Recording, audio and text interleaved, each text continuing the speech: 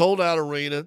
Tickets have started to skyrocket. Jacked up. And they hadn't announced it yet that he was going to play. Yep. It was just, everybody was surmising he was going to be there. Selling Landeskog branded sweaters in the team store. So I know now. That was a lot of investments. I guarantee you, though, there was from like 7 this morning when these people woke up till about whenever this was announced, noon or whatever was announced. It's just come out officially about 10 minutes ago. All right, so 11:50. There's people going, dude, I paid $400 for these tickets. I can't. What do we? Oh my God, what if he doesn't? I mean, could you imagine if he does? I wonder how many people don't show up, even though they spent all that money for those tickets. Oh, I don't think I'm you'd spending that money. I think I'm showing up to that one. Or if you don't want them, I'm sure you could turn them around if you wanted to. If Landeskog wasn't playing, you ain't turning around for what you paid for. Well, that's true. Well, that's a fact. But they don't got to worry about that. This stock market just went way up. Oh yeah. And you know what's interesting? No tariffs here. I was making the assumption that he's probably going to play tonight and tonight only because it didn't make a whole lot of logical sense to me that he would play back-to-back games in his first return. I don't know if Raj knows something I don't know, but I heard him saying it was a 3-game assignment. So, okay. Well, there's 3 games you're eligible for. Correct. Right. Does that make it a 3-game assignment because you're eligible for 3? Yeah, I mean, it's his choice. He doesn't have to play in all 3, but he's available to play in 3. Yeah. Because they play back-to-back and then they go on the road. He's not going to go on the road. Right. You would doubt. It's not crazy that – I would doubt that he played tomorrow also. Yeah. But. Well, okay, but I don't think it's insane if he skates for 8 minutes tonight and 12 minutes tomorrow. Sure. That's not – that's reasonable. Those are just 2 really – good back-to-back workouts. I don't think that's crazy.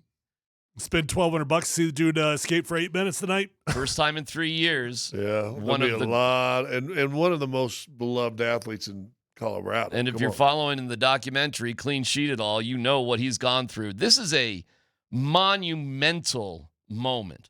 Hey, monumental. Just with the documentary going on, this will be the most cameras up there to see these guys play no doubt than about it. maybe has ever been. It's a 7,800-seat arena. So wherever you are in that joint, the seats are going to be fine. More than fine. The atmosphere, I don't even know who they're playing, Dan. I know the game's on 950. Yeah. We got the Nuggets on 92.5, and we'll have the Eagles on 950. So whoever they're playing, the Saskatchewan Lumberjacks or whoever it is, look out. It's going to be a fun night. And then there's tomorrow, and who knows? I don't know. But tonight will be an amazing night up there in Loveland. Should he get in a fight in his first game back? That would be terrible. No fights for Gabe. Oh, well. Now, the real question is how will he, feel during this time? And I'm glad there's a way for him to actually get in some real game play because there is no more practice for teams this late in the season. There is no other way to simulate this sort of action. It's impossible. This is the only way to do it. We've railed against this playoff thing, how they set the playoff things. Like most leagues, you would kind of hope, and I guess football may be different, but you don't want 2 of your better teams, playing in the first round, right? Let's get them in the second or third round, in theory. Do you realize on the other side, I think it's the Kings and Edmonton are going to play each other in the first round?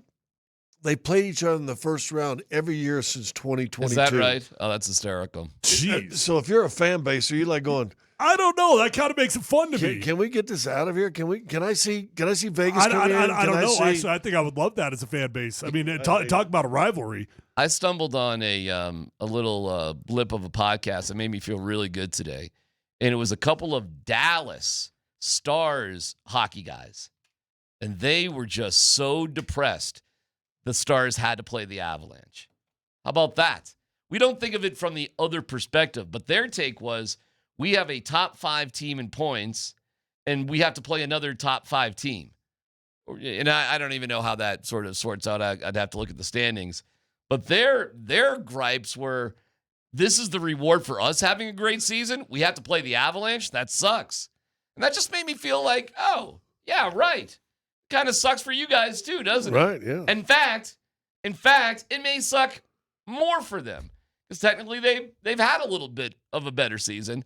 They've lost 4 in a row, I think, now too. They have done 4 in a row, including an epic loss to Vancouver where they gave up 3 goals in 1 minute and, was ridiculous. By the way, I was at the Avs game last night. I'm sorry for people who paid money for that. But it is what it is. It's last game of the season. We're almost there. You anticipate it's going to be exciting and fun, the whole thing. And Bedsy, they got to pass out things, I'm sure. they did the shirt off your back night to like 25 fans. So yes, 25 fans probably had no problem with it.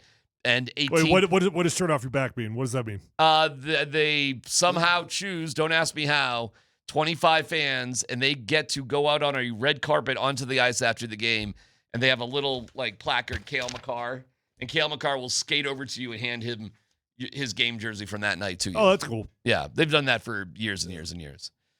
So that's what's going on tonight.